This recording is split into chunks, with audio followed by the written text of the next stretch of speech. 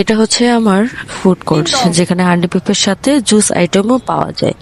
এগুলো সব কিন্তু আমি একা করি না, এর জন্য আমার মা আছে হেল্প করে রান্না বান্নায়, আমার বোন আমাকে এখানে এসে হেল্প করে প্রতিদিন। সো আমরা মূলত হান্ডিতেই রান্না করি।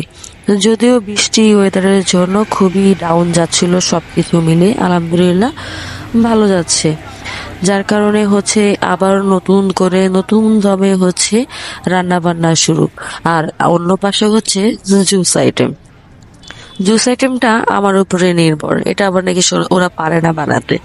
যাই হোক, তো আমরা হচ্ছে মাটির হাঁড়িতে রান্না শুরু করে দিই।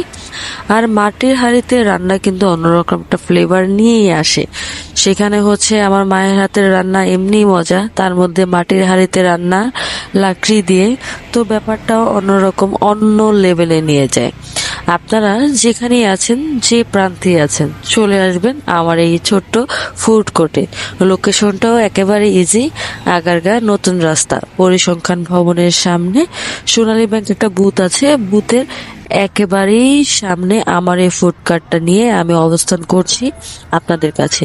আমার এখানে জুস আইটেমের মধ্যে সব থেকে বেস্ট হচ্ছে মিন্ট লেমনেড অ্যান্ড কাঁচা আম। যদিও কাঁচা আম আবার এখন মার্কেটে নাই, তাও দুই একটা পাওয়া যায় হিউজ দাম, যেটা হচ্ছে সবাই এত দাম দিয়ে খাবে না, আর আমারও পোষাবে না। এছাড়াও আমরা রাখি মহিষের টক দিয়ে লাচ্ছি, যা এই মুহূর্তে নেই, কারণ আমি যেখান থেকে কালেক্ট করি গ্রাম থেকে, ভোলা থেকে, সেখানে এই মুহূর্তে ভালো কোনো দই পাওয়া যাচ্ছে না। যার কারণে আমি আপাতত এটা বন্ধ রাখছি, তবে এটা আমার এটা চলমান অবশ্যই থাকবে।